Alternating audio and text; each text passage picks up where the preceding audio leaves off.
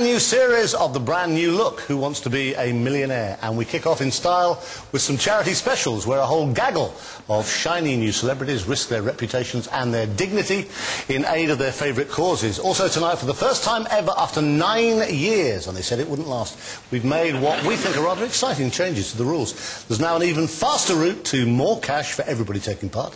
So let's see if our first celebrities can take advantage of that. Will you please welcome John Culshaw and John Thompson.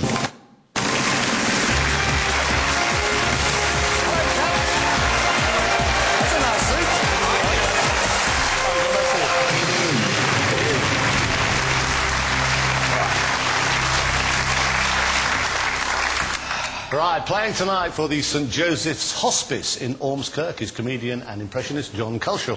Probably best known for his long-running TV series, Dead Ringers. John started his career on radio, hit the headlines at Capital Radio, wherever that is, in 1998, when his impersonation of William Hague was so convincing the switchboard at number 10 Downing Street put him through to Tony Blair, and they had quite a long chat before the Prime Minister realised he wasn't in fact talking to a red-nosed comedy figure of fun, but was in fact talking to John.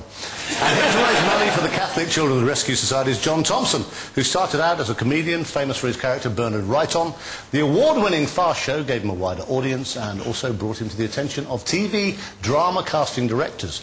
John has since achieved great success as a television actor, predominantly in comedy roles, famously, of course, as the hapless Pete in Cold Feet, and more recently as maverick lawyer Charlie Darling in New Street Law.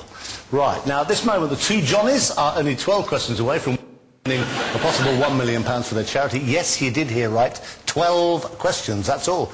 This is our new fast track to £1 million. You see how it works as we play, and if any of those 12 questions should prove a little tricky, they still have their 3 trusty lifelines to help them along the way. 50-50, phone a friend, and of course ask this fine audience. Now remember also, as always on these special shows, our celebrities have to agree on their final answers and the use of any lifelines, including their choice of phone a friend.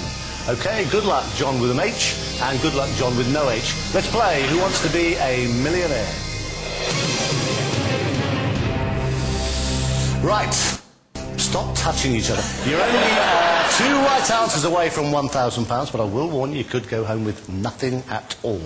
Question number 1 is for £500. Which of these cities is most associated with Robin Hood? Nottingham, Leicester, Manchester, Oxford.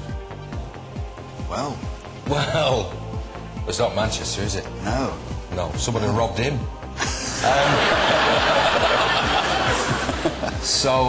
He might have visited the others, but it's Nottingham, isn't it? It is Nottingham.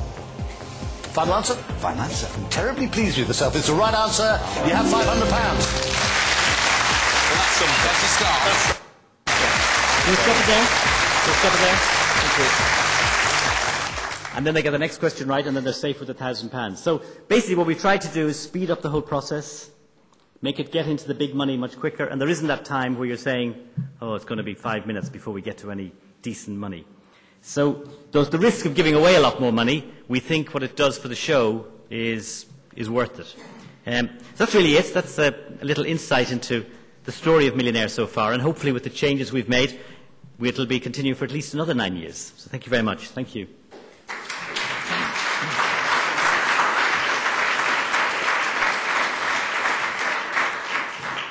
Thank you very much, Colman, for giving us the producer's insight into the making of Who Wants to Be a Millionaire. I'm sure that a lot of you have questions, but I think at the end will be the time. But I would just like to ask you, Colman, with all the other shows that there have been on air around the world, have there been any influences of those shows upon your show in the UK? Yes, there has. I mean, things have happened. I mean, in the early days what happened was we did things and then the rest of the world would take them on. But, for example, America were the first to cast the shows, and so we learned from them that it is possible to cast the show, because we were worried about that, thinking, you know, this is supposed to be, but we always said the people's quiz and anybody can be involved. But I think what the phone lines are doing by just having the phone lines was it was stopping a certain section of the community from applying to be on the show, so we wanted to open that up.